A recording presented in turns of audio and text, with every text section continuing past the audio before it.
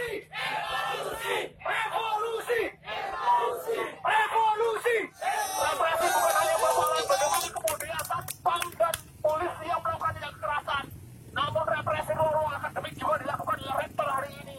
Yang nyata-nyatanya sebenarnya sudah dilindungi oleh Undang-Undang Dasar Pasal 28 bahwa kebebasan berekspresi, berkumpul, berserikat dan mengeluarkan pendapat adalah hak konstitusional yang dimiliki oleh seluruh warga negara dan dijamin dalam Undang-Undang Dasar. Hari ini Rektor Universitas Proklamasi 45 sudah mengangkangi hukum yang diciptakan dan oleh kesepakatan bersama warga negara. Yang pasti eksekusi untuk surat peringatan ditunda. Eksekusi untuk DU, eksekusi surat peringatan yang harusnya hari ini sudah DU itu ditunda. Nah, sampainya nanti yang akan kami sampaikan di kantor, karena ada beberapa harapan dari kampus untuk kemudian bisa didiskusikan dulu kepada mahasiswa. Tapi intinya pagi ini tidak akan ada yang DO. Itu, saya kira itu selanjutnya nanti secara lebih lengkap. Saya berharap ada perwakilan dari mahasiswa yang bisa. Mau tanya dulu. Artinya kalau ditunda kemudian berarti ada potensi surat edaran dan DO itu tetap berlaku gitu. Ya makanya pertemuan nantilah yang akan menentukan, karena ada harapan dari kampus apakah akan direspon atau tidak, gitu loh. Akan direspon atau tidak. Harapan itu adalah prospek untuk penyelesaian lebih komprehensif. Gitu. Harapan itu mengandung prospek untuk penyelesaian lebih komprehensif. Yang itu tadi nggak bisa kita sampaikan di sini.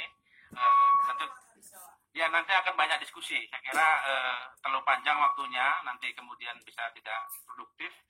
Cukup nanti perwakilan dari mahasiswa atau kalau semua monggo saja, tapi di kantor kita bahwa ini Bapak baru menemukan kali ini gitu. Jadi surat yang dari SP1 dalam 10 hari berubah menjadi DO. Nah, yang kami pertanyakan itu Pak, tadi di dalam keputusannya mengenai surat itu seperti apa Pak? Itu sudah saya sampaikan. Tadi saya menyampaikan bahwa formatnya tidak cukup lazim. Tidak cukup lazim. Terus jawaban rektor? Maka kemudian, tapi solusi di ombudsman ada beberapa pilihan penyelesaian ya. Pertama, penyelesaian yang sifatnya investigasi dan sebagainya untuk kasus. Kemudian yang sifatnya dialogis. Nah, tadi kecenderungannya ini kayaknya akan lebih tepat kalau dialogis.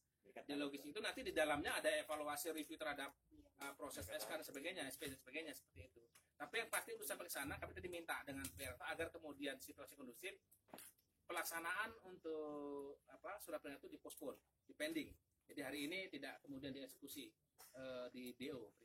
Nah, prospeknya untuk bisa terus atau tidak, untuk bisa cabut atau tidak, itu tergantung nanti pertemuannya bagaimana di kantor ombudsman. Karena pertemuan antara kantor mahasiswa dengan ombudsman nanti di kantor itu menentukan bisa nggak kita melangkah ke tahapan berikutnya untuk penyelesaian yang lebih komprehensif itu. Gantian. Woi. Kita ketemu sama rektor, kita ketemu rektor kita tidak butuh keamanan. Karena semua bakalan aman kalau rektor besok Mei nggak kesini. Besok Mei nggak kesini. Enggak. Itu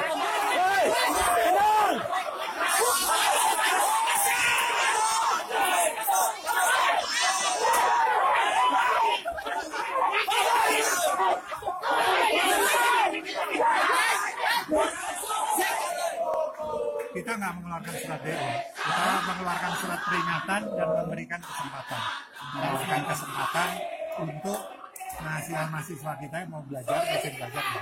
Tapi apakah benar di Universitas Proklamasi ini ruang diskusi, ruang berkumpul dan cerita itu dibatasi?